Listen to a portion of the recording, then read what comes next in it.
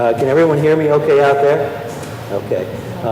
Thanks for coming and getting out of the frying pan this morning to be here. I know it was a pretty sticky day. Let me introduce my buddy here, my buddy in history and other things, Terry Robinson. And she and I were one of the founders of the original South Hero Historical Society, as well as the South Hero Museum, Bicentennial Museum. And she helps me with everything. I couldn't do without her. So, let's see. First of all, I want to tell you, I'm not a speaker, I'm a writer. So, did you have a question? Yes. Yes. She's having trouble hearing. Can you be just a little Let's see. Should I move this up, John? Thank you. Like, maybe here? Is that better? Yes. Okay. So I'm not a speaker. So when I was in college, we had to do an hour and a half culminating presentation at the end of my study. And of course, I, among many other people, didn't want to do it. So a friend of mine told me, he says, don't worry about speaking. He said, just consider yourself a facilitator, not a presenter, but a facilitator. Go look at the dictionary and see what a facilitator does, and just do that night. So I pulled out the dictionary and it said, facilitator, the act of facilitating, the state of being facilitated, the lowering of the threshold for reflex conduction along a particular neural pathway, especially from the repeated use of the pathway, the increasing of the ease of intensity of a response of repeated stimulation. I'm not doing that again. So I'm going to tell you that I just kind of want to set the stage for today's presentation, and so I'm going to ask you a question followed by a story.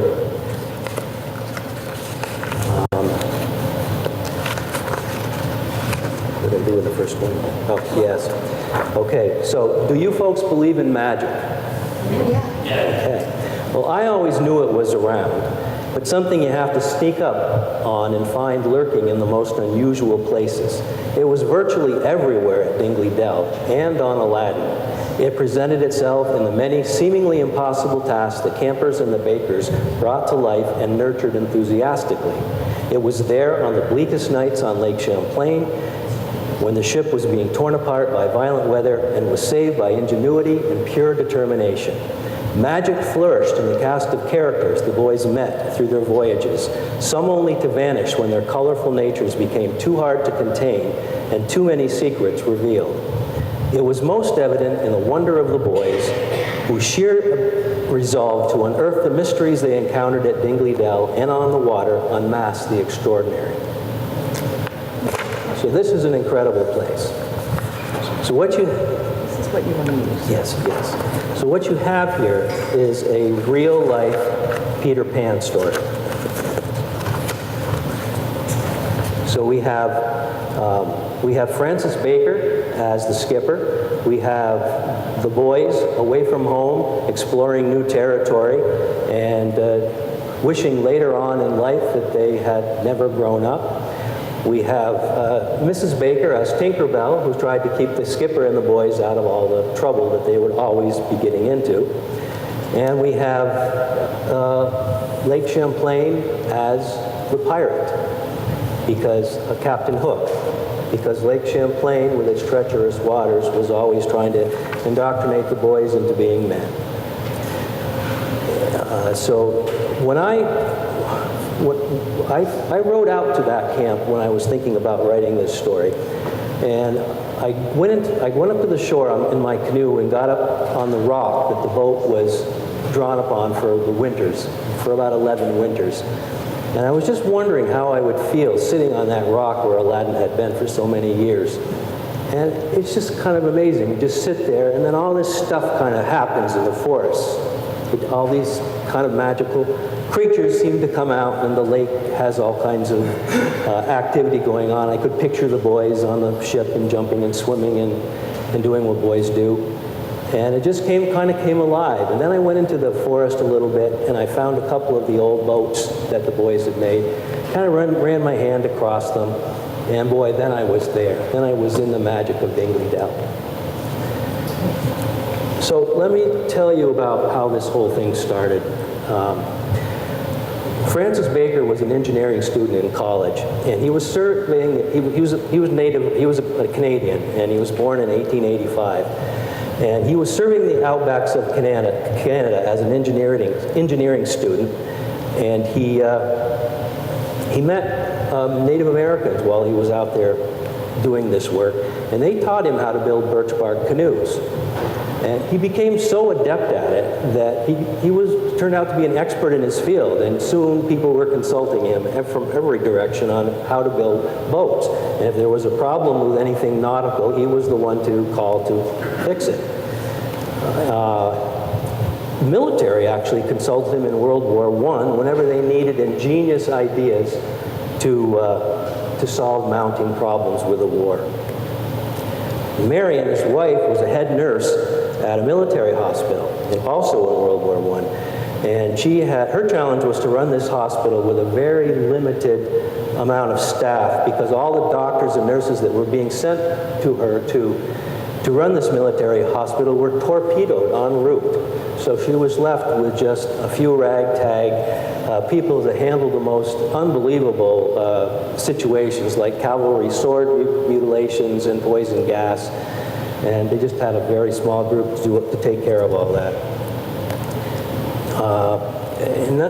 Francis was just an amazing person. He could do anything. He again served the military in World War II by building special elevators for the aircraft carriers Yorktown and Enterprise. They could quickly get these planes up to deployment and off the aircraft carrier in record speed. They had nothing like it before, and that was one of the things that helped us win the war.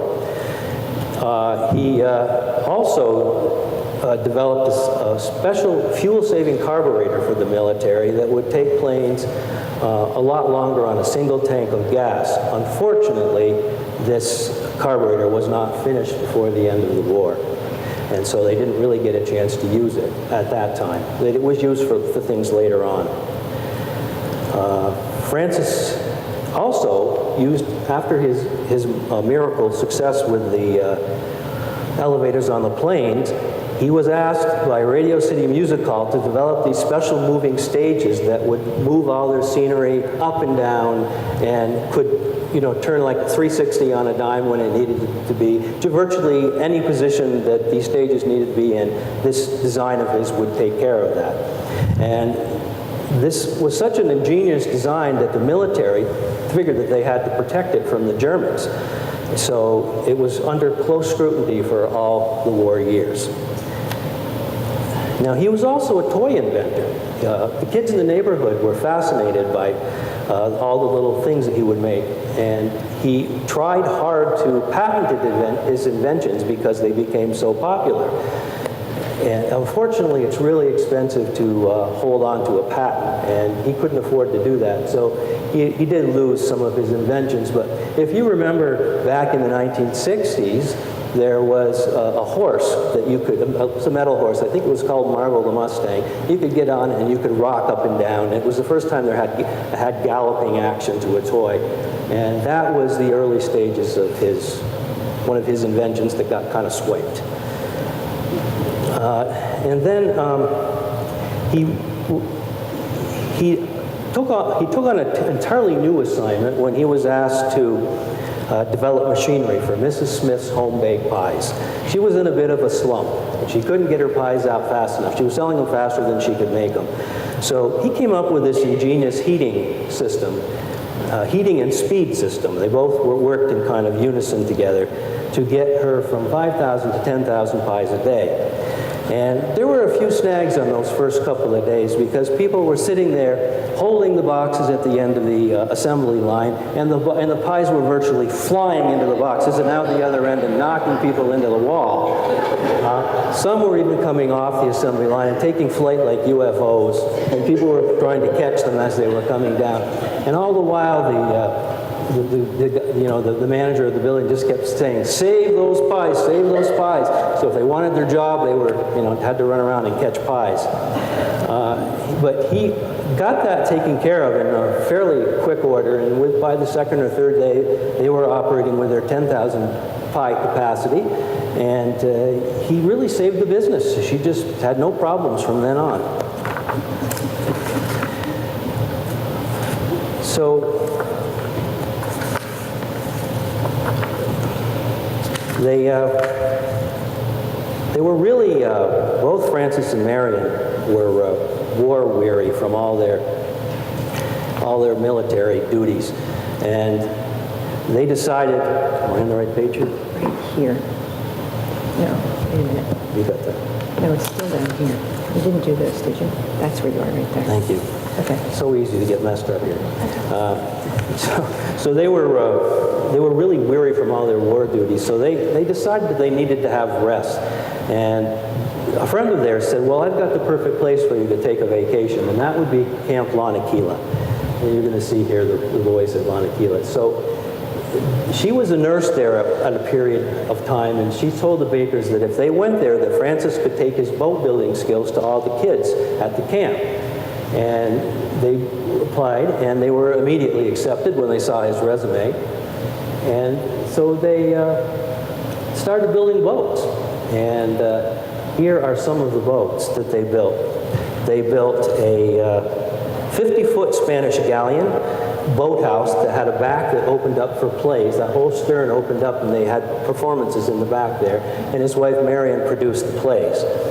They had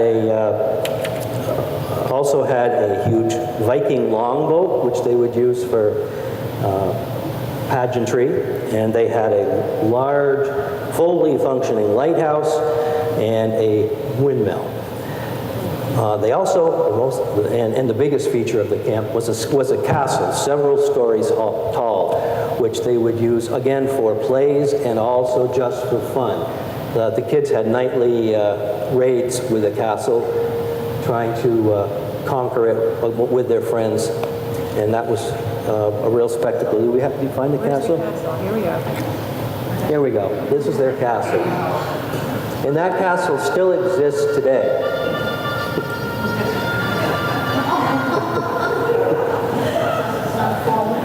It's not as grand now as it was before, but it still is there in some form. In fact, Camp Lanakila is still trying to maintain the magic that Francis established so many years ago today. The programs are still pretty incredible and one of the best camps around for kids. So that was a credo for the Bakers. They thought that people needed to take summers off. No one should work in the summer.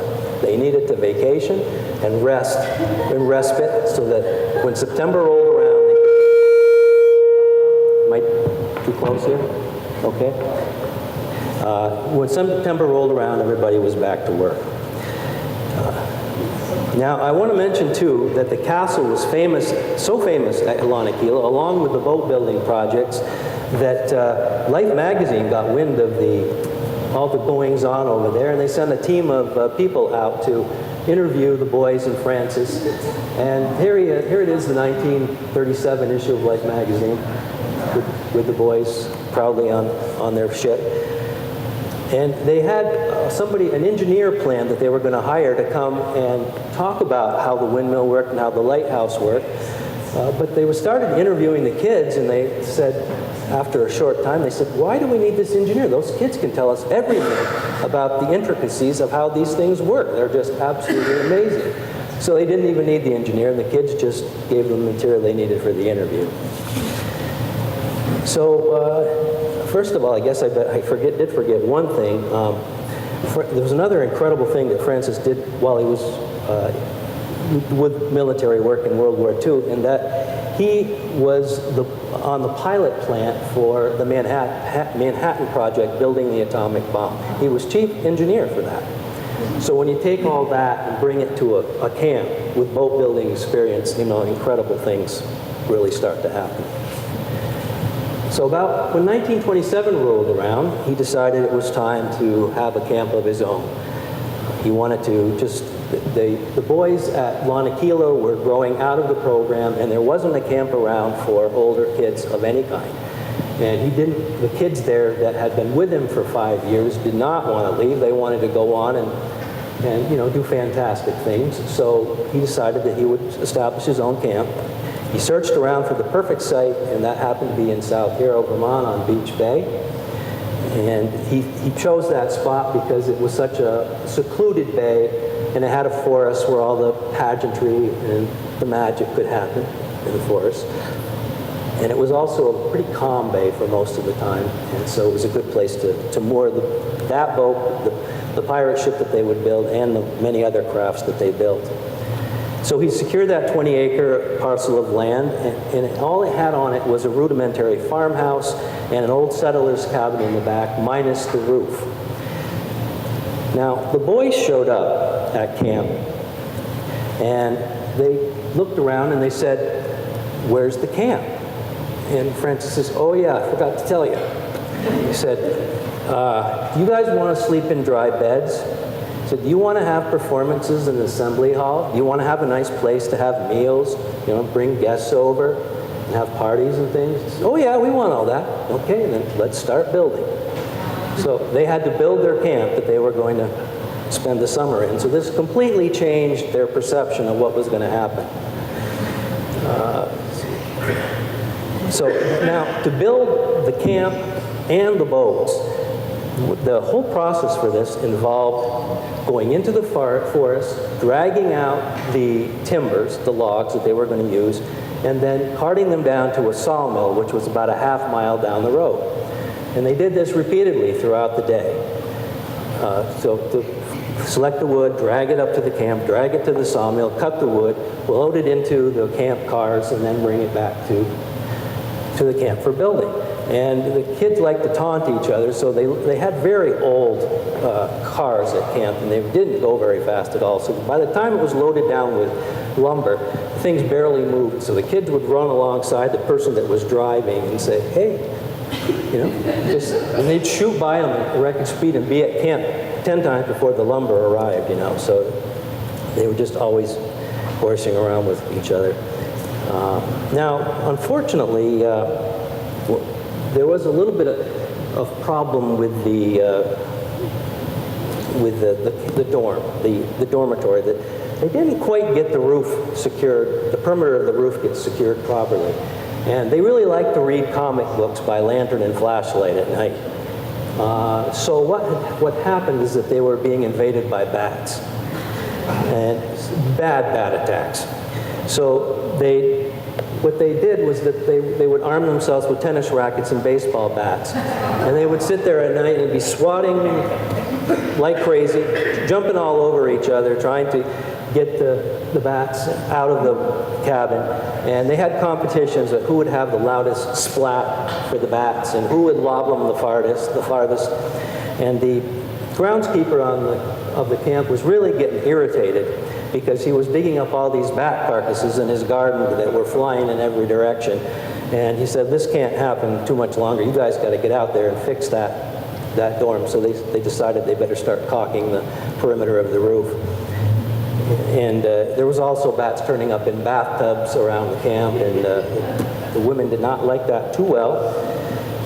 So the finished lodge looked a little bit like a cross between a gingerbread cottage and Dracula's summer villa. It was a very strange looking place with all its curves. And it was also, there was also other things that were built around camp. And one of the things that was built was a big lookout tower. And the kid that spent most of the time building that, his nickname was Gunboat. I'm not really sure how he got that name.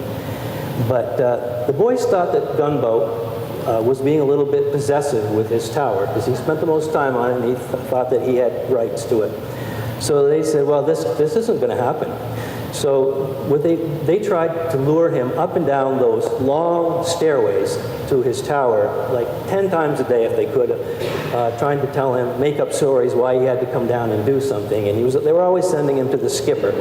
He said, "Skipper wants you for this or he wants you for that." And so they had to run. He had the strongest legs in the camp. And they were really taunting him. And then one day when it really wasn't working enough, they said, "Okay, what are we going to do? So they made up this story. They told him that there was this tower, that there was another lookout tower at a camp in North Hero that had this spectacular tower, 10 times better than his, you know, and that it had spires on it, and it had lights, and it even had a turret for a gun on it, and well, this drove him crazy. He just couldn't stand it. So he began a 2-3 week period of upgrading the tower.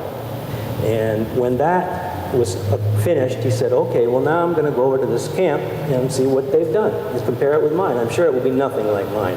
Mine will always be far better. And so when they got to the camp in North Hero, they went back and they looked up in the oak tree. He saw that there was a cardboard box sitting in the tree with one window cut in it. That was the tower he was competing with. And he was mad. So he came back to camp and he planned his revenge. There was revenge going on continually at camp for pranks. And so what he did was he heated bags of cow manure by the dozens. And the first time the kids tried to climb up to the tower, the next time they got bombarded with this heated surprises. And that really slowed them. And they left them alone for a while after that. So after the buildings were established, then they had to go and make all their watercraft. They were doing on the average of about one boat a week. And they needed rowboats and dinghies, sailboats, canoes. They built them all for what they had planned to use for exploring.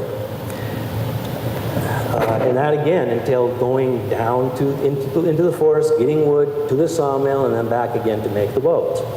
And the beach was just about a half mile from the main lodge. So it was quite a long haul just to walk. You didn't want to forget anything because, you know, it was a bit of a trek back to the building. So when the kids had done quite a few of the boats, the skipper introduced something special one day, and he said, I've got this mammoth project that I want you guys to tackle. We're going to build this huge pirate ship, and we're going to take it on week or two-week-long voyages, and you're actually just going to live on it for the most of the summer. You're going to be on the water most of the summer. It'll be like a floating classroom. So Aladdin, let me just give you the dimensions here. She was 75 feet long with a 20-foot beam. And here you see her being the skeleton of the boat being made. And it had sleeping capacity for 33 people. It had a full galley for their cooks' fantastic cuisine. It had 5 masts, 8 sails, 280 square yards of fabric, and it rose 60 feet out of the water with a really bold and commanding design for its old world design. Now it was complete with a poop deck, so on a nice moonlit night, there was often more than one full moon showing on the boat. And it was built in 8 weeks by 7 of its chief teenage carpenters. The voyages were really well planned for Aladdin because mistakes were not something you wanted. If you made a mistake in the rations, then you lived on fish, whatever you could catch, or you might have to stop somewhere and try to trap an animal or steal something from somebody's garden. But that was not something you wanted to do. So that was really well thought out. And the other thing that they had to prepare for were repairs, because a wooden boat like this on Lake Champlain was always going to be facing, bad weather or unforeseen circumstances where they might run into a reef or rocks or something, and they had to know how to repair it night or day. And by the way, I should mention that the pictures you're seeing, well, not that one, but that one, that is there's like 8 unpublished photos that are not in the book that are here that came after the fact. And I just love these team pictures of the boys. So they had to make sure they had all the necessary supplies for underwater repairs. And the underwater repairs had often happened at night because the water, if you had a really bad storm or something, you had to go down in that. And so how they did their underwater repairs was they had this special diving suit that they made. And that consisted of a Model T Ford gas tank with a window cut in the front for a mast. And the air was pumped down to the suit from the top deck to below. And Find it. she's looking for the diving mast. And this diving apparatus would sure have made Jacques Cousteau jealous when you see it here. Okay.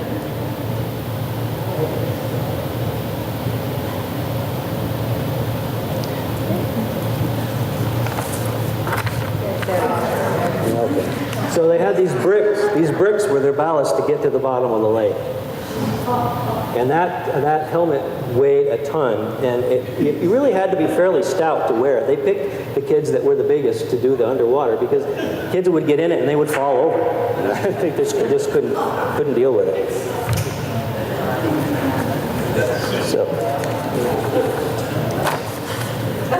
So what did the kids do on their voyages? Well, they had games that they played. One of them was called, one game that was very popular was a cursing game. Pirates had to know how to curse, and they had to know how to do it proficiently. And so they would have these contests where they would,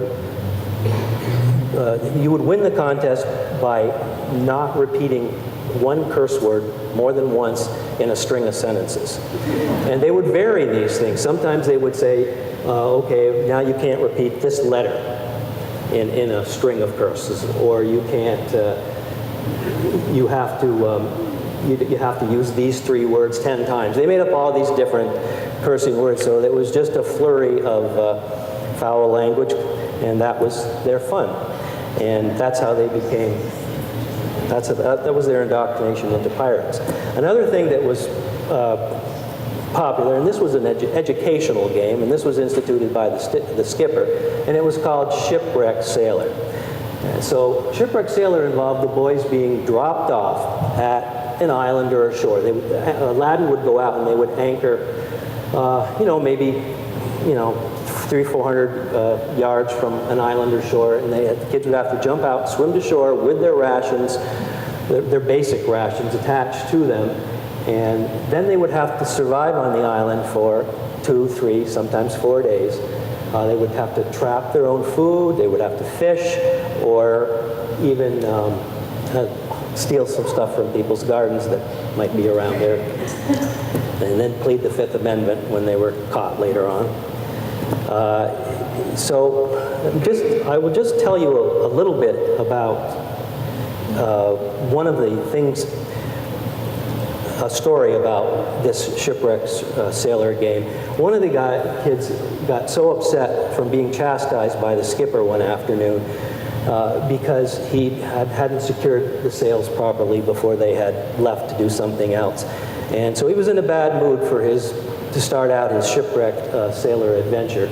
So when they got off the island, and the kids started tormenting him from his kids torment. And the kids were teasing him about the skipper chewing him out. So he decided, well, I'm going to get these guys back one way or another. And he just kind of took off on his own and started walking through the beach. And he just came upon this bottle, this blue bottle, stuck up in the sand. And he said, well, I'm going to smash this bottle up into little pieces, and then I'm going to polish all these fragments of glass up and make them look like blue diamonds. And then I'm going to bury him somewhere secluded on the island, and tell the kids that there's a buried treasure on the islands, and I know the coordinates, and no one else has been able to find them so far except for me. So I'm going to tell you where this treasure is. And what he did was he took some of the nice, choicest poison ivy plants that he could find along the island and shredded them on the pile of blue diamonds and around the diamonds that he hid in this pile of rocks on the island. And in actuality, you could have simply, there was like this little spot on the bottom where you could have simply reached in and grabbed the diamonds out from the bottom. But he just put a rock there so nobody would see them. So the boys had to unbury rock by rock this whole tower of things to get down to the diamonds. And when they finally found them and had, grabbed this poison ivy, because it was grabbing the diamonds and the poison ivy was flying all over them, he became a hero, because he said, look at all these diamonds, we're all going to be rich.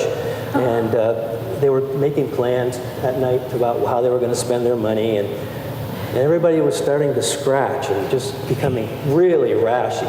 And the only one that wasn't scratching was Stillman, the guy that hid the diamonds. And they couldn't quite understand it, but they didn't question it. He was such a good storyteller and BSer that they just figured that, well, he must just not have touched the plants the right way or something. And so he didn't pay until the end. But when they got back, I will tell you that when they got back on board and showed the diamonds to Mrs. Baker, who took out her magnifying glass and inspected them and said, sorry guys, the only blue you're going to get is from gangrene if you no, I can't remember what she told them now, but she just told them that the diamonds it was just glass and they were worthless. And so they got really mad.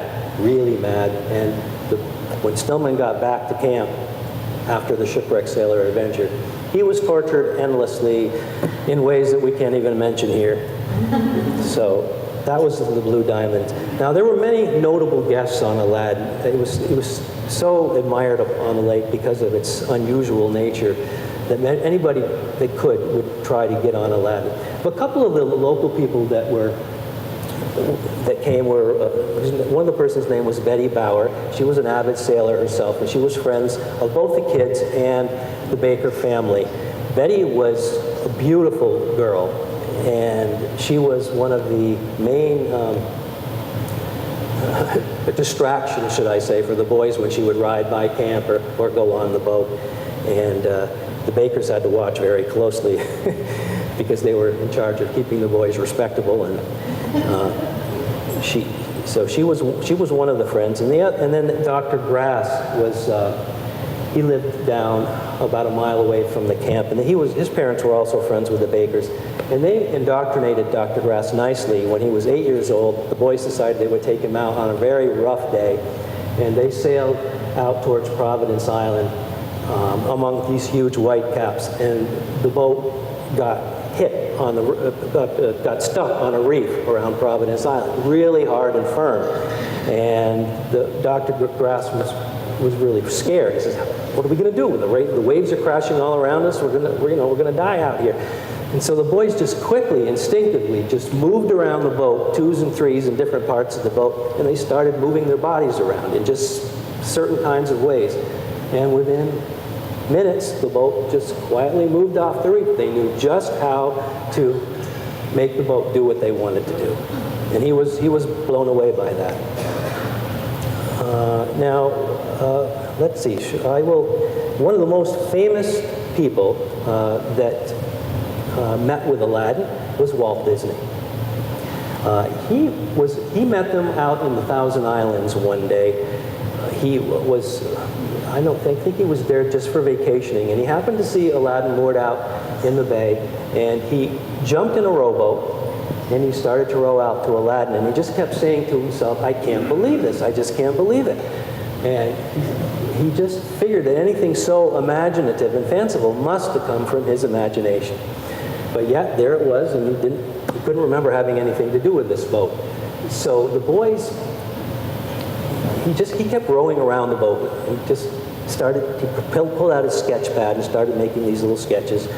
And eventually Mrs. Baker saw him out there, and she said, "Come aboard." And she said, "Why are you so interested in the boat?" And he said, "I want to tell you." He said, "I'm Walt Disney." And she was, of course, quite surprised. And she said, I just want to talk to the boys about this boat. And he said, "It's just so amazing."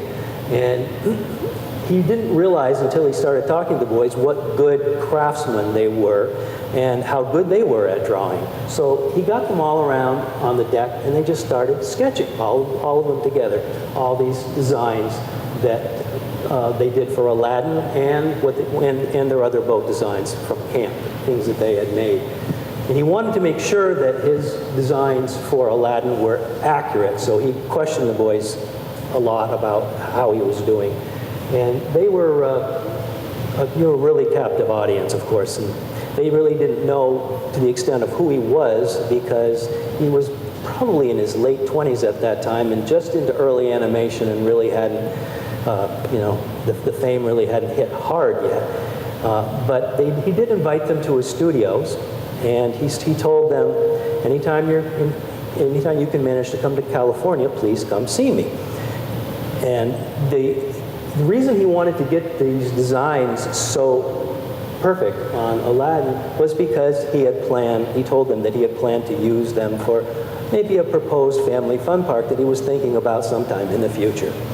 Now, if you look at the design elements on Aladdin, and actually on that the pinafore, the Spanish galleon pinafore, you will see that the stern of the boat has remarkable characteristics of the boats that are at Disneyland, used in the movie Aladdin and in their other theme parks that they have around the campus there. So one of the alumni from Dingley Dell said that he had talked to the folks at Disney Studios back in the, early 60s, I think it was, and they told him that those sketches that they made that day with the boys still exist in the archives, and Disney had used them for various things. So that is a pretty impressive feat from, 10 to 18-year-old boys, that Disney was using their stuff. So let's see. Let's go on to. It was an incredible thing to see along the west shore of South Hero back in the 20s and 30s, because you would have the Steamboat, Vermont, Ticonderoga, and Chateauguay, very elegant steamboats, coming up beside the streamlined ferries with their Art Deco round Mariform German design hulls. They just looked, they had like a movie theater kind of front to them. They're very impressive looking boats. So we had stylish, and then we had elegant, and then you had the Aladdin coming up behind them, looking like an apparition from the 18th century. So it was quite a nautical stage out there. Now, one of the things that the boys liked to do was there was I don't know if you're familiar with the Hotel Champlain, but it's directly across the lake in Bluff Point, New York. And it was catering to the wealthiest of people from the Delaware and Hudson railroads. And what the Aladdin did was, when the steamboat, it was usually Vermont, that brought the guests up to the steamboat docks at the Hotel Champlain, and then from there they would get into a horse-covered carriage and be brought up to the lobby of the hotel. But they would sneak up, silently slip up behind the steamer Vermont with all these city folks, so-called rich city folks, and they would hoist their Jolly Roger. And then the folks would turn around and see the flag going up the skull and crossbone right there, and then they would see the cannon mounted on the front of the stern of the bow of the boat, and they would be kind of shocked. Well, it was an especially hot summer one year, and usually the manager of the Hotel Champlain was happy to have them, do this and add to the fun of getting to the hotel. But that year, it was so hot, the guests were fainting both from the heat and from the pirate exposure, because they were doing it a lot that year. And he made a deal with the pirates that if they would just lay low for the rest of the summer, that they could have the finest room in the hotel for a whole night. And that was a pretty appealing idea to the pirates, because they were used to very rudimentary sleeping conditions and no bats to worry about, just comforts. So they agreed to do that. But when they got to the Hotel Champlain, the hotel did not know what it was in for, because the switchboard was lit up all night long with the boys using every possible thing that room service could offer them. There was no time for the other guests. Everything was going to the pirate room. And there were kids jumping over each other, trying to get in line to use the two long bathtubs they had with this bubbling massage. And within an hour, they used up all the hot water in the entire hotel. And the tennis courts were a flurry of balls flying in every direction. Those couldn't be used. And the world-class golf course was also a battle zone. And they had commandeered both of them for the rest of the evening. And the guests were warned about the pirates' stay that night, so they didn't worry about it too much. But when the bellboy came in, it was about 11 o'clock, he was trying to quell the cursing games that were going on in the rooms, and some of the people were thinking it was getting a little too raunchy. And he opened the door, and just a waft of feathers came flying out into the lobby from the pillow fights they were having. So he said, no, I'm not even going in there. He decided to just leave well enough alone. So they had a great time, and there was good relations with the hotel from then on. So, all right, so now, all right. So another thing that the boys did during this early time was they wanted to get into the rum running game. Prohibition on the lake was going well, and they decided we're not going to be left out of this. So they weren't into the game for consumption. They didn't care about drinking that much. They just wanted to get in there so people would chase them and have the adrenaline rush. And the hiding the booze and all that seemed like that would be a fun thing for them to do. So and I'll tell you, Mrs. Baker was not wary of all this rum running that was going on. The skipper was. He was in with the boys. He was a big kid himself. And I tell a story in the book about they were almost, one of their biggest caches of booze was almost discovered one day when Mrs. Baker was down on the rudder cleaning this big mass of weeds off the rudder and sputtering how untidy the boys were and how they should be, how they should take better care of the boat. And it's just ridiculous. You guys got to pay more attention. And they heard her sputtering and they saw what she was doing and they all rushed down to the boat to stop her because they knew if she took the weeds off, they would see all these bottles of booze tied to the rudder. And so they said, oh, no, just leave it alone. Leave the rudder alone. We'll take care of it. We'll clean it up. Just come back to the boat and sit down. Everything will be fine. So they saved themselves on that point.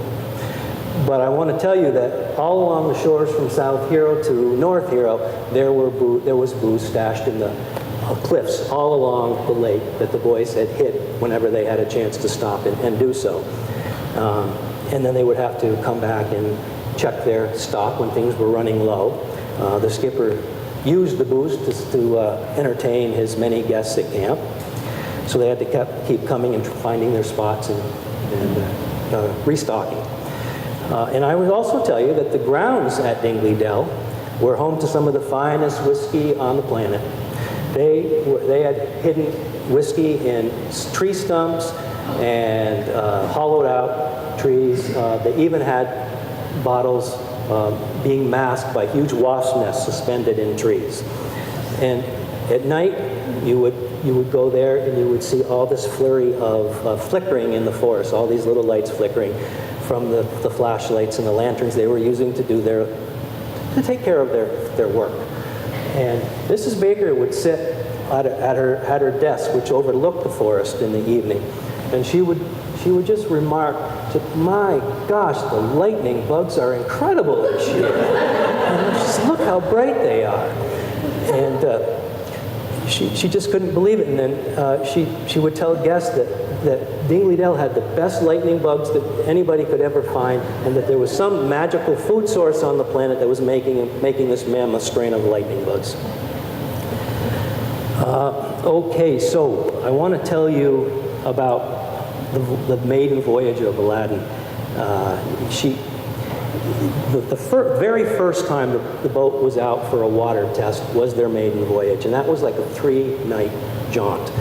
And the worst possible weather they could encounter came upon them that night.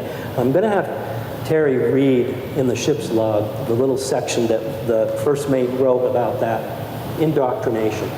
Monday, August 19th, 1929, 8 a.m. Last night we had a terrible time.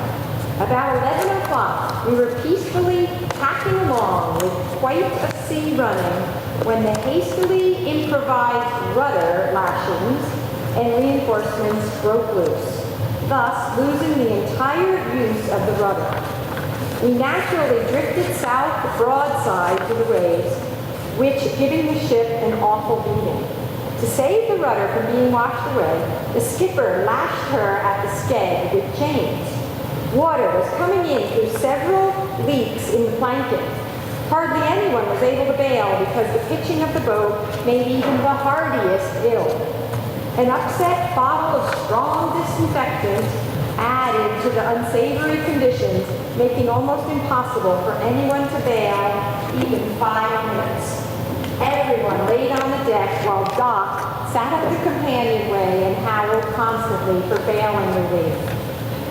We all turned in at 5 o'clock. While eating in the cabin, the anchor rope snapped, and we were again left floundering in heavy seas directly 1 mile north of the SOBs. We hoisted a distress signal, but only for a few minutes, for we found the rudder answering to the helm. Hoisting the jib fore and main sheets, we got underway, making a safe trip to a snug harbor at Ligonier Point. How's that for the first night?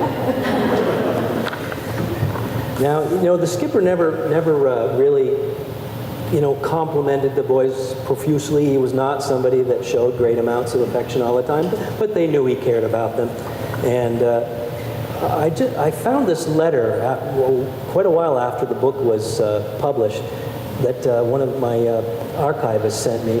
And this is a letter that the skipper, this is a conversation the skipper had with a friend of his on a especially bad night when the boys were out in a real bad storm. And the guy wrote down what the skipper told him. And this is his notes. And it said, this is the skipper talking, and he says, "I just couldn't do it. I couldn't show any signs of the mounting fear overtaking me. I held it all in like a horrible stomachache. My job was to instill a sense of calm and serenity under the most extreme conditions. But tonight, we came close to what would have been the unthinkable. The lake nearly swallowed us whole.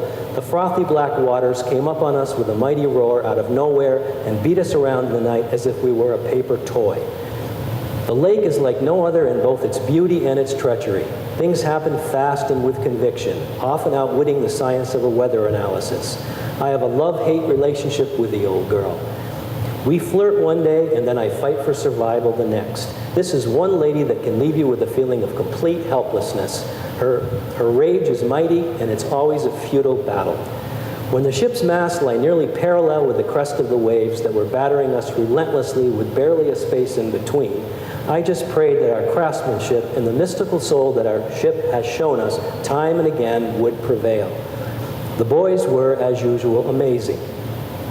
I have never been so proud. They secured the sails as the wind buried them in yards of slapping fabric and balanced the decks, even with the intense fear tearing at their innards. When the mainmast took a mighty dive and then thrust out of the water erect with a thundering crash, we all turned ghost white. Amid the screams, we knew what it was like to take a trip to purgatory. And then on the very bottom of the letter, there's a little note that said, by night's end, we all needed a change of underwear.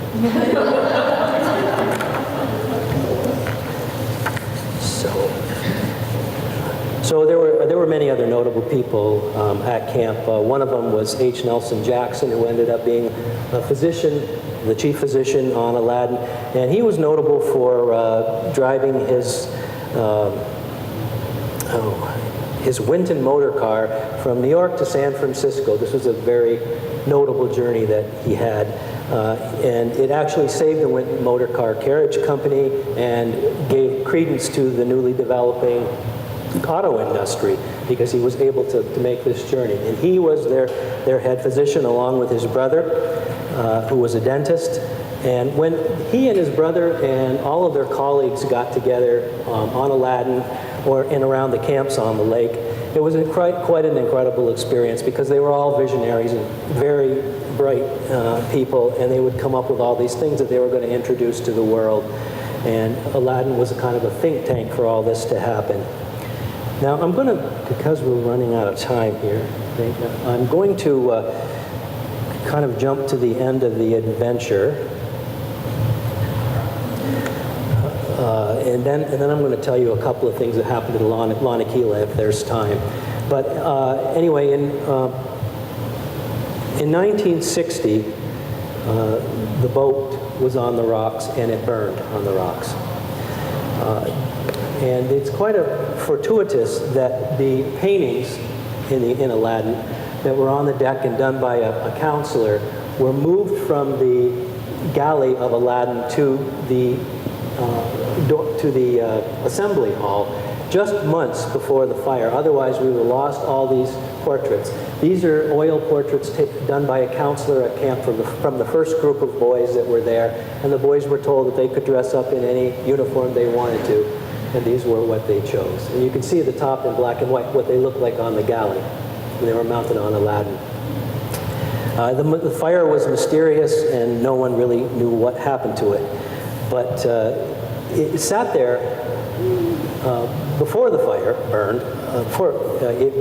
Aladdin became kind of a historical landmark on the lake. She was picked out by the steamer Ticonderoga on her nightly history excursions, and she would slow down and put her spotlight on the boat and tell of the many adventures Aladdin had on the lake, and that was a big selling point. And it was used as a changing area for the Baker family, and a duck blind, and even various things before it actually burned. But you can imagine that the work it would have taken to manually tow that boat from the bay up, and that's really not showing the elevation there because it's quite steep, from the water to there just by a series of a capstan block and tackle system that the boys created. And I just want to tell you that the camp today, when I went there, it was just like walking back in time, because you go into the assembly hall, and the toys and things that the boys were playing with, the balls, the ping pong table, there's even a couple models of Aladdin up on the shelf, and it's just like everything was just left there, suspended in time, just a suspended animation there. And it's like walking back into the 1930s. And then out on the grounds, you would see the many special creations that Mrs. Baker had. She had like little gnomes in the trees, elves, lots of different carvings. And then every now and then you'd see remnants of an old boat between the trees buried in the brush. And then you'd have to think about which boat that was. And I tried to do that extensively so I could map out what was left, and there isn't really that much. But the expansive forest there, and you can imagine the boys, going out in there and playing Robin Hood and just feeling like they were masters of their own domain. So I meant to tell you this earlier, but I just wanted to tell you a couple of just funny stories. When they were at Lanakila, the skipper said to them one day, she said, "I want to give you guys a boat that's just made for fun. All of our boats are made just for show, to be fancy and to do special things, or maybe just to cruise in. And this boat we're going to build is just for fun. We're going to build this flat-bottom skiff, and we're going to take these 6 cages, and we're going to put propellers in them. There's going to be 3 on each side of the boat, and when they go, they're going to come in and out of the water really fast while those propellers are spinning, and they're going to make lots of water action, and that's going to propel us forward at the same time, but you're going to be driving in a cloud of water."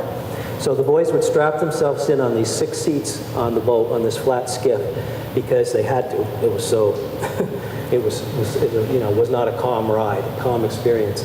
And they would go when there would be water flying everywhere. And the boat did not last very long on Lanakila Bay because all the fish were dying in the lake from their excursions. The propulsion system was churning up all the fish from the bottom and killing them on the lake. So the fishermen were not real thrilled about that. And that was one of the the demises of the boat. But the other thing was that it had the engine on this thing was an accumulation of parts from cars and airplanes that the boys and the skipper just went around town scavenging to make this engine. And it was so loud that nobody could be near it without it just completely tearing them apart. And the director of the camp would often complain that he'd be sitting at his desk doing his paperwork, and when that engine fired up, he felt his chair and his desk move right across the room with him in it. And all the contents of the stuff on the shelves would be on the floor in no time. So that boat was called the Eggbeater, and the boys hated to see it leave because it literally soaked them in seconds, and anyone that was riding on it would freeze unless it was 120 degrees outside. And it would, the vibration was such that it would loosen every joint and bone in your body, and the kids loved that. And it also sounded like a bunch of raccoons and wolves fighting when the engine was going. The other little thing they did at Lanakila was this was the only time that they had a boat that was built for one purpose, and that was to perform a skinny dipping raid at the girls' camp, neighboring girls' camp. So they built this boat, which was nothing really more than a big barn door with logs underneath it, secured underneath it. But they found this big pile of bones in the woods, and animal bones, and they decided that they were going to take these bones and they were going to mount them on poles all around the ship so it would look really creepy. They were going to put some in bags that they could shake and make these really ominous noises when they came out onto the lake. And they were going to light some of the skulls, illuminate them with fire. And so they took those fire skulls and they mounted those on poles right in the front, so that would be the first thing the girls saw. And their plan was they were going to put the boat at a little swamp that wasn't very far from the girls' swimming raft. And right at the time when they thought all the girls would be on the raft and there was nowhere for them to go, this boat would slowly move out into the water, and the girls would start screaming, which is what they wanted, the biggest noise factor they could get. And so they did that. So that night the boat crept out of there. It was glowing, and the bones were shaking, and the girls saw it coming. It was a moonlit night, and they started screaming really loud. And so the boys said, "Hey, perfect! Our plan. There's nothing better. It could have happened." So this boat was pushed by poles. There was nothing more than poles pushing it across the lake. It wasn't very deep. So they get almost in front of the raft, and there was the fly in the ointment. One of the senior counselors had started to come down the hill to pick up their girls for the night. I don't know if the girls were supposed to be out there or not, but she had come to collect them. Now the boys saw the counselor, and they knew that there was going to be trouble. And so they started pushing the thing really fast, trying to get out of the way. Problem was, the faster they went, because their boat was so hastily made, it started to fall apart. So it wasn't long before they were sitting on just a barn board in the middle of the lake. And they're trying to push the barn board with these poles and not doing well at all. And the counselors at the girls' camp were really good swimmers, and the boys knew that. And she jumped in the water, and she was in hot pursuit of the boys. So they said, "Oh, if we're not getting anywhere on this boat, we just got to swim for the shore." So they swam for the nearest shore, and once they got up on the beach, they hightailed it through the woods to get back to their camp. Now, that forest was filled with thorns like you wouldn't believe, and thickets and grass. Everything that could torture you was there in that woods, and the senior counselor knew it. So she just sat on the shore with her hands crossed and just smiled. "I'm going to let these boys get their dues." So they ran through the woods, and they got scratched to pieces. And the next morning, when they were called upon to account for their activities, it was very easy to spot the boys who was actually participating in this raid, and because they looked like they'd been run through a paper shredder, basically. And the boys were asked, "Was this really worth all this?" "Oh yeah, it was worth it." So that was just one of the things they had. So You want to tell us a second about your prospects and where the book's going? Oh, yeah. You know, I was hoping that when people read this book that they would be kind of just captivated by something so magical that could happen. Even though it happened in a small town here in the Champlain Islands, I thought, really, this could go anywhere. You know, really, it's a story that, you know, that anybody should like. And I was so thrilled to just keep getting newspapers and magazines that wanted to cover it. And it wasn't just local papers, it was national ones. One day, the associate editor from Sailing Magazine called me up, and she said, are you the pirate guy? And I said, well, right now, I guess. And she said, my father is a retired admiral in the Navy. She said, he told me that if I didn't review your book and review it favorably, then I wasn't to show up at the house again. So she reviewed my book, and there's a review of it there. And in the beginning of the pictures here that show some of the places it had been. And that was my favorite interview that she ever did, because she really captured the spirit of what was going on. But just recently, someone had contacted me and was interested in possibly looking at it for a movie. So that's the ultimate goal, is to get something like this on the screen with lots of added material and really take it somewhere. And so I'm just keeping my fingers crossed that this first edition book will make us all rich here, maybe, I don't know. But anyway, that's the story. Thank you all for coming.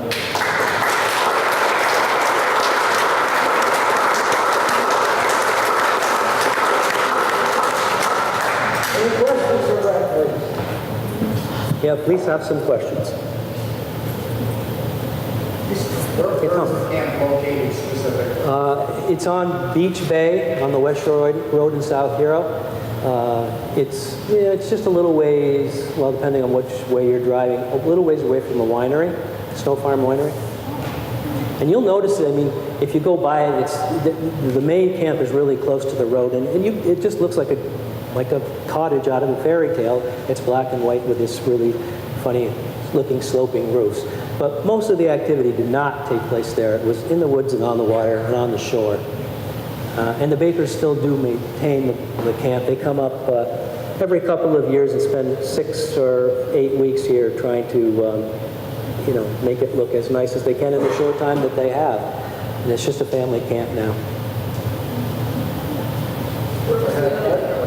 It occurs to me that in the 1920s and 30s, the Vermont youth were spending their summers on the farm during Long George. So these were what, city kids? Yeah. Yeah, yes, not all of them, but the majority of people that came to this camp were from Washington, D.C. and New York City. I know that we did have some local ones. Alger Hiss and his family went to this camp. And the skipper liked having him around because he thought he was pretty creative, as you could imagine. And so, yeah, that's pretty much its population. They were mostly city kids that got indoctrinated and turned out to be country kids in a quick, fast way. Yes? Where was the first camp where the Bakers were? Lanakila? Yeah. Fairleigh, Vermont. Oh, nowhere near. No. And if you get a chance to visit there, it's really a cool place. Yes? Is there any chance you could just go back and show the boat pictures while it's on the water? Because we sort of went through it fast and looked at the mast. Show the,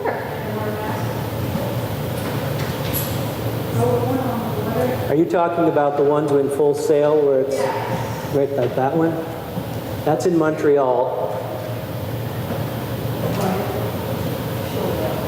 And the people, as soon as they were moored the boat, it wasn't very long before people started rowing out and wanted to come inside. They were always barraged with people. And in fact, I tell a little story in the book that says something about the effect that the boys were just exhausted from visitors on the boat, and they just yearned to have the boat to themselves sometimes. Because even when it was moored at Dingley Dell, they slept on it most of the time. They just wanted to be with the boat. Mr. Baker fund all of this construction?